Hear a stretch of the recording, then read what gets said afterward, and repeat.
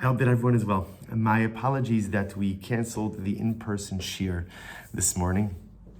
I thought there was going to be inclement weather. It turned out it was just rain. Okay, so my apologies, but wanted to take the opportunity to do at least a shorter shiur together. We shouldn't miss another week. So I wanted to actually focus a little bit this week on something a little bit different. Not as much of the parasha, a little bit more Tehillim, but much more through the focus of the Sefer, the Bas Ayin. The Bas Ayin was a great Hasidic master by the name of Rav Avram Dov Ber of Avrich, who lived from 1765 to 1840.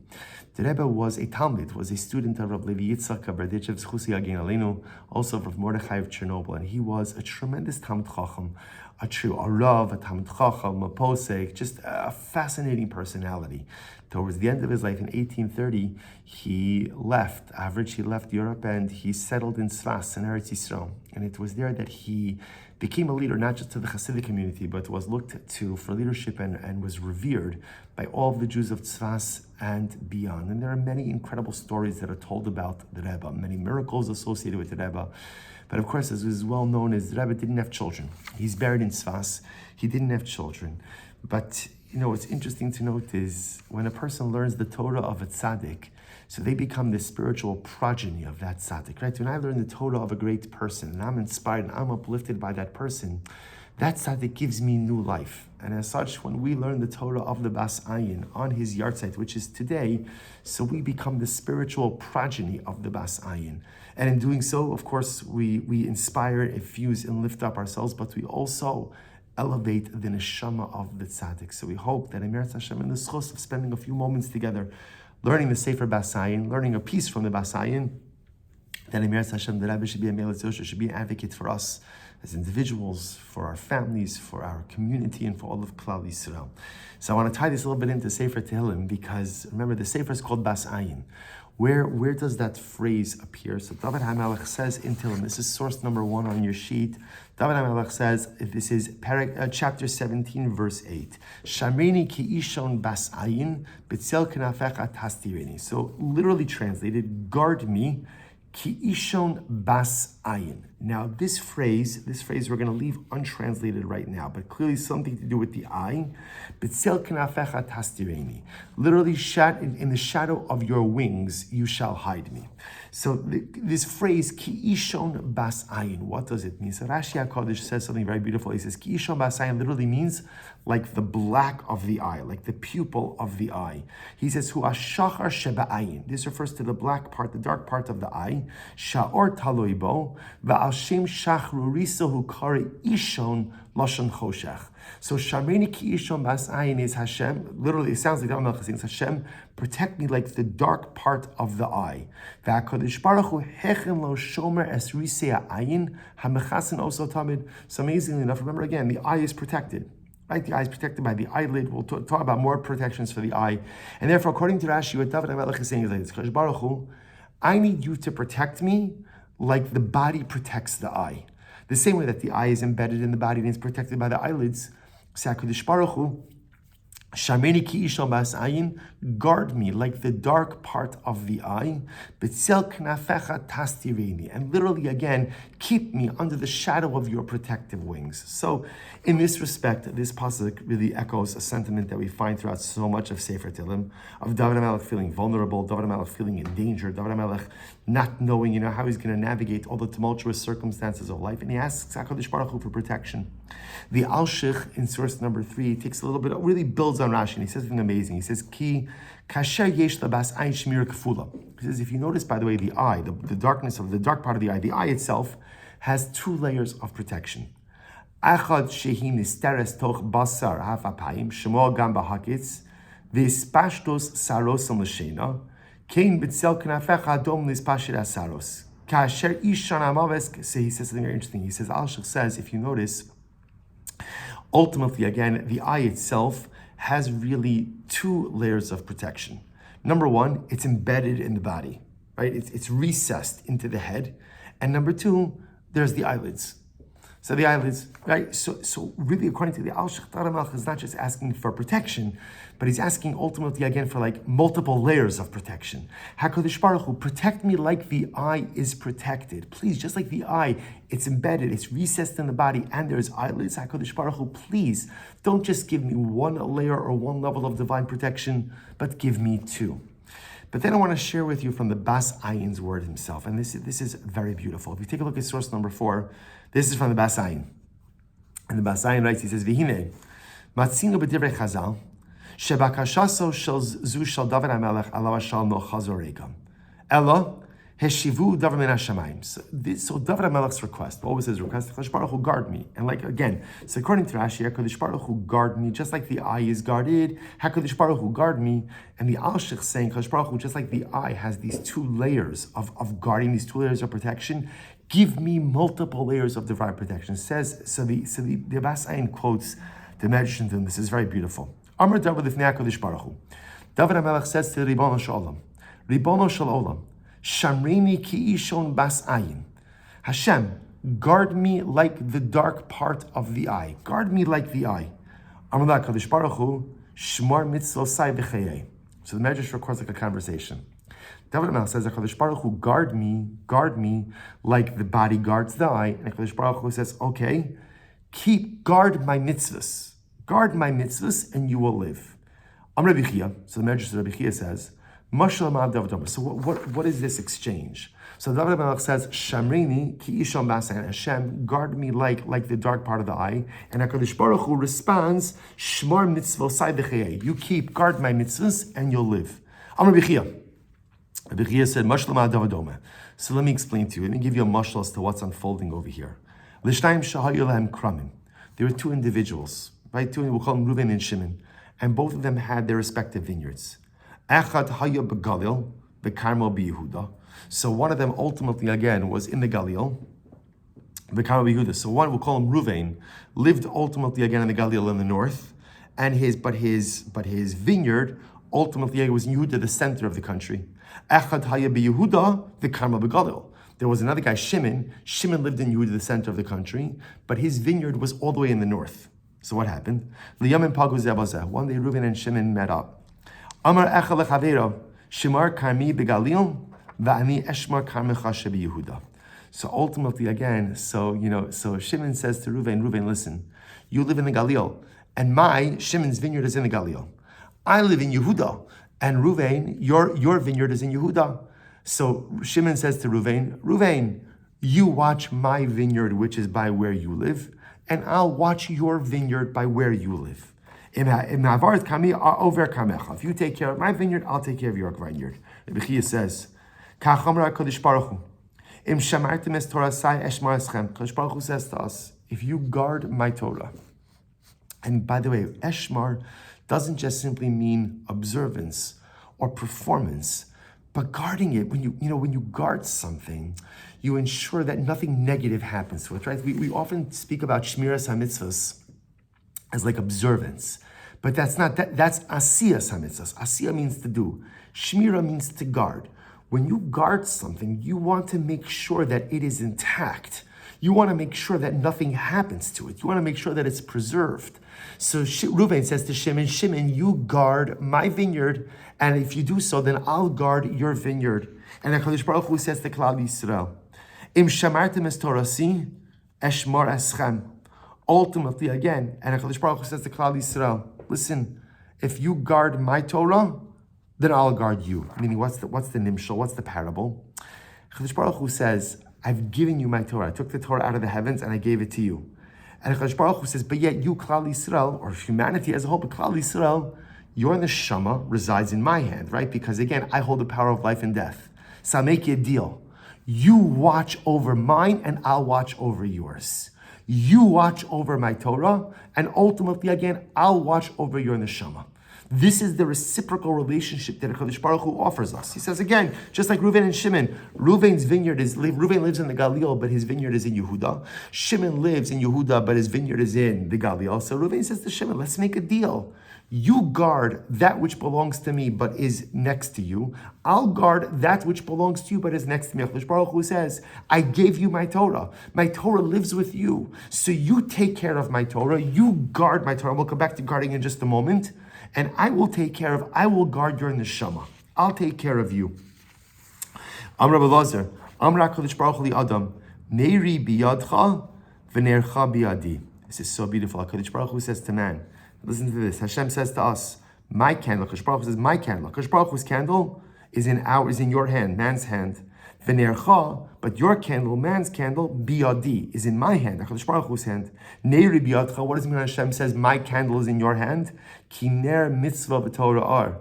HaKadosh Baruch Hu took his beautiful luminescent candle called Torah, and he gave it to us. And therefore, again, HaKadosh Baruch Hu's candle is in our hand.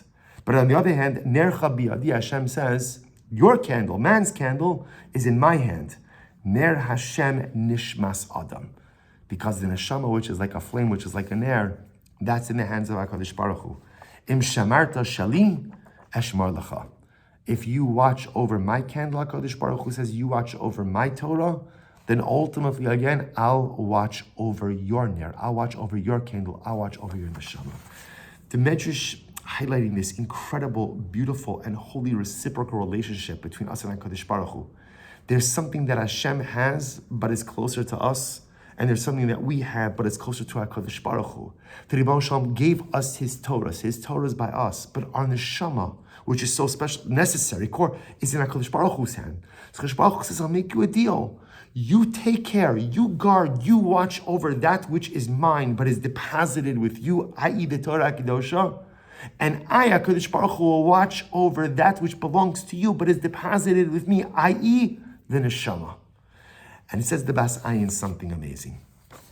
He says, it is to this that David HaMelech is alluding to in this pasuk, Shamrini ki isham Bas Ayin lamadnu, em yishmar ha'adam al Toras Hashem kevavas eino. If a person watches over the Torah, his ruchnios, like the eye, like the body guards the eye, Yiske afhu l'shmira ma'al yamin hashamayim. If you guard the flame of HaKadosh Baruch Hu, then the Ribono Shel Olam will guard your flame as well. Shmir lefnei shmira. Ke'ose ishan ha'mechusav nishmar kol is ba'af ha'pav risi ayin. But says the Bas Ayin something amazing. He builds on the Medrash. He says, kind of hearkening back to the Alshech and Rashi. The eye isn't simply guarded. The eye has a double guarding. In other words, the eye, the HaKadosh Baruch Hu built us, we created us, is that the eye, vision, sight is so important because what we see allows us to avoid danger, and what we see allows us to go ahead and gravitate towards other things. It is vision that drives so much of what we do or don't do in life. And because sight, because the eye is so important, that HaKadosh Baruch Hu gives us therefore 2 layers of protection for it. He gives us the fact that it's recessed in the head, and that there's eyelids, but there's also eyelashes. There's really 3 layers of protection, ultimately again for the eye. And so David HaMelech says something absolutely amazing. David HaMelech says, Ribono Shel Olam, I got it, right? You gave us Torah, so your flame rests with us, and our flame, the neshama, ultimately again is in your hand. And HaKadosh Baruch Hu says, you watch over mine, I'll watch over yours. And David HaMelech says something amazing. He says, HaKadosh Baruch Hu, Shamrini ki ishon Bas Ayin. So it's interesting, the way that Bas Ayin ultimately understands this is something very interesting. That Shamrini ki ishon Bas Ayin is almost as if it's HaKadosh Baruch Hu speaking to us. You see, when we read the pasuk Pashat Pshat, we assume that it's David HaMelech talking. David HaMelech says, Hashem, guard me like the way the body guards the eye, right? And also shelter me in your wings, right? In the shadow of your wings you shall hide me. The Bas Ayin seems to be saying it's almost as if the first part of the pasuk is Hashem speaking to us, and the second part of the pasuk is us talking to HaKadosh Baruch Hu. Shamreni ki ishon Bas Ayin. It's HaKadosh Baruch Hu says to Klal Yisrael, I need you to watch over my Torah, to watch over Ruchnius, the same way that the body guards the eye, and the same way that the body guards the eye with really triple protection, recessed into the body, eyelid and eyelashes, I need you to guard my Torah. And what does this mean? What does it mean to guard HaKadosh Baruch Hu's Torah? Like I said, we often think about Shmiras HaMitzvos, like guarding is like the same thing as performance, but it's not true. The Hebrew word for performance, the actional word is asiyah, asiyas HaMitzvos. Shamreni represents something very different. To guard something means I know I have something precious, and I need to make sure that I do whatever is within my power to make sure that the precious item doesn't get tarnished, doesn't get tainted, doesn't get corrupted. You see, one of the most difficult and challenging things in Ruchnius is not amassing spirituality. It's not becoming inspired. It's not amassing spiritual energy. It's holding on to it. It's retaining it. Because, dear friends, who amongst us doesn't have like this dynamic in life where we work hard, I work hard on my Ruchnius, and then I make a wrong turn. I make a mistake. I fall, I fail, I just do something I'm not supposed to do, and suddenly, at least the way I feel, is that I've lost everything that I've acquired. And HaKadosh Baruch Hu says to us, guard your ruchnius. We work so hard to become spiritual beings, but the acquisition of spirituality is only one piece. After you acquire it, you have to guard it so that you could hold onto it and that you could retain it. After you acquire it, I have to make sure that somehow I don't lose it. And this becomes the most sacred avoda, the most sacred task, the most sacred mission in life. The truth is, it's easy to amass spirituality. Why is it easy? Because the acquisition of spirituality is beautiful. It's fulfilling, right? Davening, once I unlock what it means and what it means to dialogue with God, it's incredible. Learning Torah is fantastic. Doing chesed, the feeling that I get from it is just, it's unparalleled. So amassing spirituality isn't the hard part. It's how do I retain it? How do I keep it? And this becomes our greatest life challenge. Because, you can work hard in acquiring spirituality, and then suddenly, again, I say the wrong thing, and I can lose it all. I look at the wrong thing, I can lose it all. I engage in the wrong behavior, and suddenly, again, I lose it all. Now, the truth is, it's not really true. You never lose it all. Any spirituality that one has amassed, it's yours, and it's yours forever. It's yours for all eternity. But it feels like I lose it. We've all had those moments in life where, like, I work so hard for so long, and then I do this, I do that, I look at, I just, a wrong turn, and then everything falls apart. And that's why the hardest thing in life is not acquiring and amassing spirituality. It's holding on to it. It's safeguarding it. So says the Bas Ayin, HaKadosh Baruch Hu says to us in the first part of the pasuk, please, Shamreini ki ishon Bas Ayin. Guard your spirituality just like the body guards the eye. And the body is not content with one barrier, one layer of protection, 2 layers, 3 layers of protection. Why? Because without the eyes, without vision, I don't know where I'm going. I don't know what I'm doing. I don't know how to gravitate towards certain things and run with like anything from other things. I need my eyes in order to be able to do it. I need my eyes. HaKadosh Baruch Hu says the same way that the body protects the eyes. Protect your ruchnius. Figure out, what do you need to do? What are the influences you need to insulate yourself from? And what are the influences I need to expose myself to? Not in order to amass spirituality. Amassing it, acquiring it is actually the easy part. But it's guarding it. It's retaining it. It's holding on to it. That's the challenge. How do I structure a lifestyle for spiritual retention? How do I structure a personality for spiritual retention? How do I ensure that all of the beautiful ruchnias that I work so hard to acquire for myself and for my family doesn't just dissipate because of a series of bad decisions, bad moves, and wrong turns? And then David HaMelech says something amazing. If we honor the Ribono Shel Olam's request, if we live lives of Shamreini ki ishon Bas Ayin, and we are truly ready and willing to do the hard work, not just to simply amass spirituality, but to build the lifestyle that allows for spiritual retention, then B'tzel Kanafecha Tastireni. then we can ask HaKadosh Baruch Hu for that same level of multi-tiered protection from Him. HaKadosh Baruch Hu, protect me, but not just one layer of protection. Give me multiple layers of protection. Because HaKadosh Baruch Hu, I'm giving myself in my life multiple layers of protection to safeguard the retention of my spirituality. And if I'm doing it for your candle, I'm doing it for your light, I'm doing it for your ner, I'm doing it for your Torah, I'm doing it for your Ruchnias HaKadosh Baruch Hu, then I'm going to ask you to do the same for me. If we're willing to put in the hard work and create personalities and lifestyles that not only acquire spirituality, but maintain and retain it, if we're willing to create for ourselves lives in which there are multiple layers of protection for our neshamas, for our ruchnius, then we can ask the same from HaKadosh Baruch Hu. Then we can ask for multiple layers of protection from His divine grace as well. We can ask Him to protect us with multiple layers of divine protection. If we're willing to do it for HaKadosh Baruch Hu, then we can ask Him to reciprocate in kind.